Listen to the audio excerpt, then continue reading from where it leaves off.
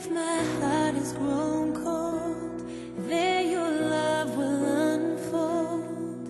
As you open my eyes to the work of your hand, when I'm blind to my way, there your spirit will parade.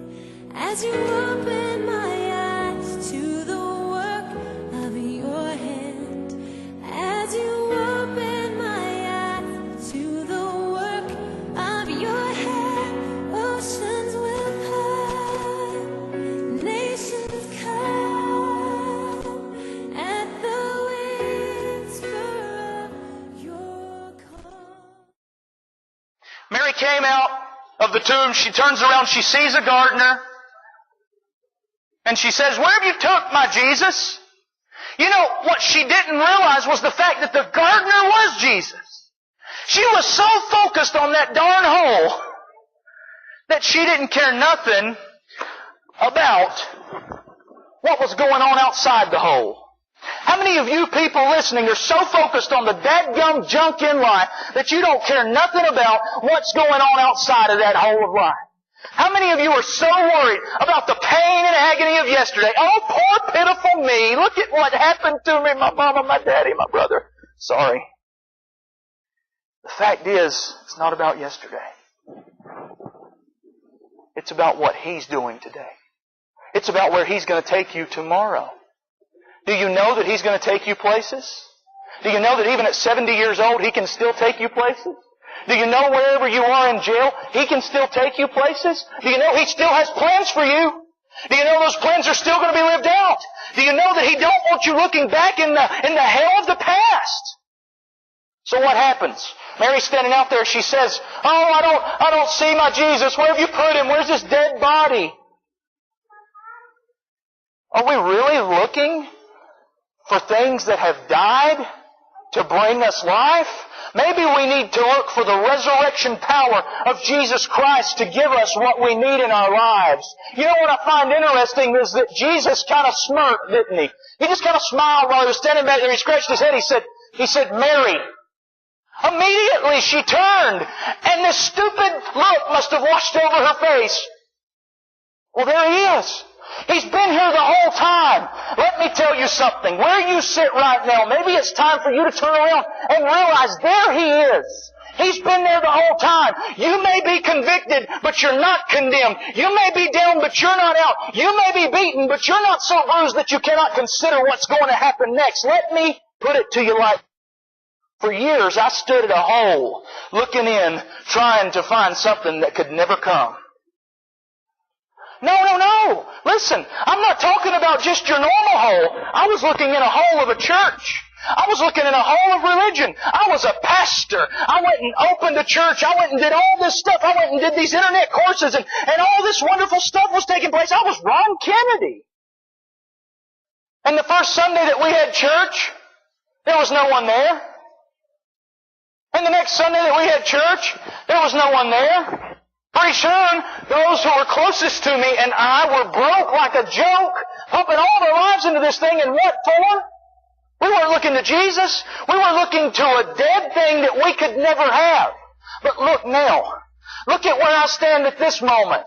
Now, no, there's not 50,000 people in the sanctuary. There's not supposed to be. But look at the amount of people on your screen.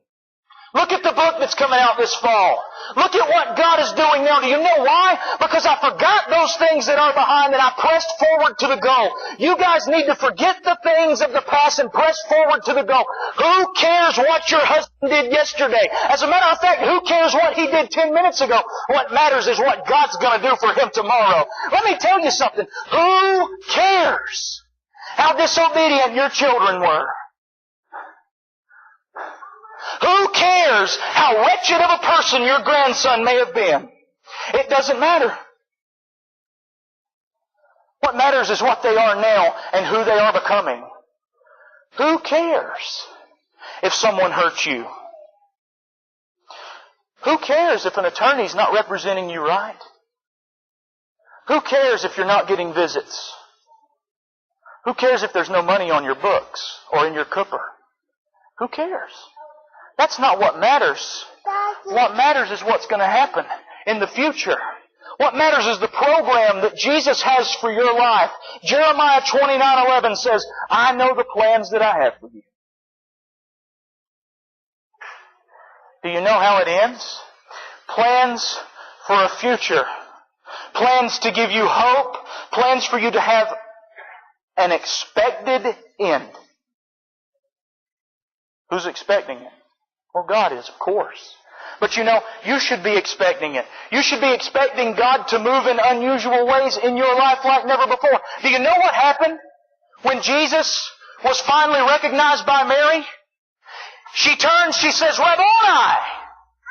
Which in Aramaic it means the fact that He was right there with her. You know what I find funny? Is even while she was staring in the hole, Jesus was standing behind her, staring at her, waiting to wrap His arms around her. Even while she was looking in a grave for some dead dude that wasn't there no more, Jesus was still standing there, looking at her. Even when she wasn't focused on Him. This is the part religion don't like. He was still focused on her. Even though she had doubt, and you can rest assured that's sin. Even though she had fear, and you can rest assured that fear is sin. He was still right there. He didn't abandon her because she messed up. He's not abandoning you when you messed up. In fact, those are the moments for those of you watching in that jail that you need Jesus more than ever. Those are the moments when life is at its hardest that you need to listen to the voice of Messiah. He's calling your name. He's screaming as loud as He can. But the beauty of His screams is they're so audible that not even the most in tune can hear it. But only those who have that spiritual ear. And I know beyond a shadow of a doubt that the little tingles running up and down your spine right now, that's your spiritual ear.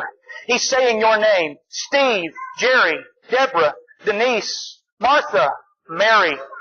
Why are you crying? Why are you crying? Why are you staring in a hole for something you can't have? Why are you looking into a place of death to try to find life?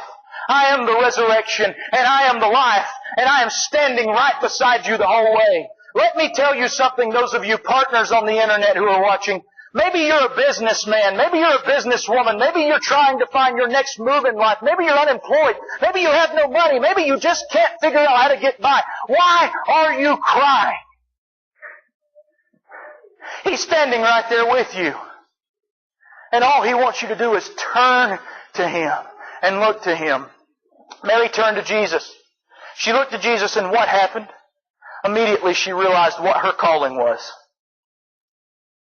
Immediately. It didn't take her 300 years. She didn't have to go to seminary and get a doctorate in theology. Praise God. She didn't have to do all that, did she? No. She realized that her calling was very simple. Go tell the people that He is risen. Go tell the people that He's no longer in a hole. Go tell the people that He's not dead. Go tell the people that He's alive, and He is alive forevermore. Let me tell you something. My calling is simple. And I'm going to do it right now. I'm going to make it clear. Everyone should listen to this. I'm going to tell you, He's alive. He has been resurrected. He came back from the dead. He came back from defeating hell. He came back from conquering Hades. And He's standing right there with you right now.